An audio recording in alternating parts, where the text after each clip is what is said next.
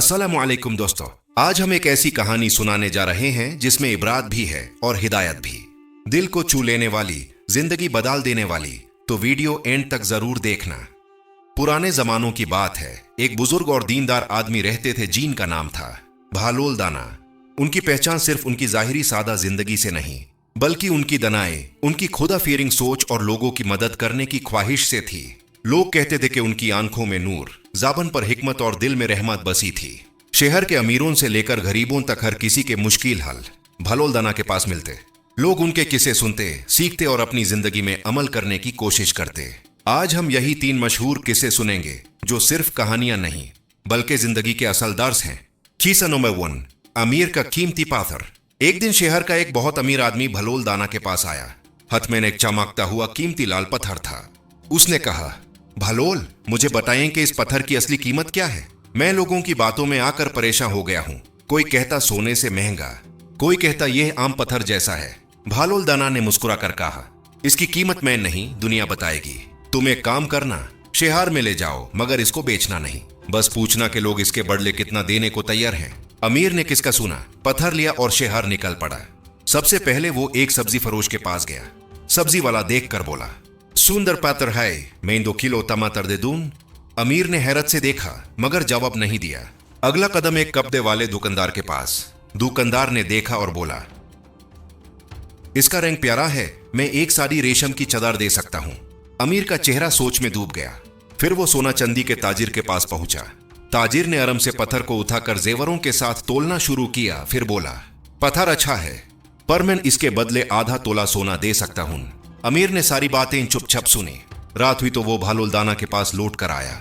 पत्थर सामने रखा और कहा, लोगों ने इसकी कीमत अपने हिसाब से लगाई। किसी को टमाटर के बराबर, किसी को आधा तोला सोना, पर हकीकत क्या है? बहलोल दाना ने हल्का सा मुस्कुरा कर जवाब दिया, चल मेरे साथ। वो दोनों शहर के मशहूर जवाहिरी के पास गए। ज्वेलर ने पत्थर को हाथ लगाते ही आंख में चमक लाई, तहकीकत की। फिर कहा, यह आम नहीं, अनमोल यकूत है। इसका मोल सोने के हजारों तोलों से ज्यादा है। अमीर का सांस रुक गया। वापस लौटकर उसने बहलोल दाना से कहा, मुझे समझ आ गया, कीमत सवाल पूछने वाले की समझ पर है। बहलोल दाना ने खौफे खुदा से भरपूर जवाब दिया, इंसान भी इस यकूत की तरह होता है, जिसको समझ ना हो वो तुम्हें टमाटर से भी कीमती ना समझे। हमेशा अपनी कीमत उन लोगों में ढूंढो जो तुम्हारी जात पहचान सके। यह किस्सा यहीं खत्म नहीं होता। अमीर ने इस बात से अपनी जिंदगी बदल ली। उसने लोगों की राय, तारीफ या तनकीद से आजाद होकर जिंदगी गुजारना शुरू की। किस्सा नंबर 2, गरीब औरत की दुआ। एक दिन एक गरीब औरत बहलोल दाना के दरवाजे पर आई। हाथ में एक चोरा हुआ बच्चा, कपड़े फाते हुए, आंखों में आंसू। बहलोल, 3 दिन से घर में रोटी नहीं पकी, मुझे कुछ मदद चाहिए। उस वक्त बहलोल दाना के पास भी पैसा ज्यादा नहीं था, लेकिन दिल बड़ा था। उन्होंने घर में रखा आखिरी आटा और थोड़ा सा चावल उस औरत को दे दिया। औरत ने शुक्रिया किया और चल दी। शाम को बहलोल दाना के घर मेहमान आ गए, दूर के रिश्तेदार। घर में खाने का कुछ था ही नहीं। बहलोल दाना के चेहरे पर हल्की फिक्र थी, पर ज़बान पे शिकायत नहीं। उनकी बीवी ने पूछा, अगर हम गरीब औरत को सब कुछ न देते तो मेहमानों का खाना बन सकता था। बहलोल दाना ने मुस्कुरा के जवाब दिया, जिस अल्लाह ने उनको भेजा वो कहीं से हमारे मेहमान भी भेज देगा। और फिर एक अजीब वाकया हुआ। दरवाजे पर दस्तक हुई। शहर के एक ताजिर ने कहा, मुझे पता चला कि आपने एक गरीब औरत की मदद की। मैंने सोचा कि आप जैसा सखी बंदा मेरे लिए दुआ करे, यह रकम कबूल करें।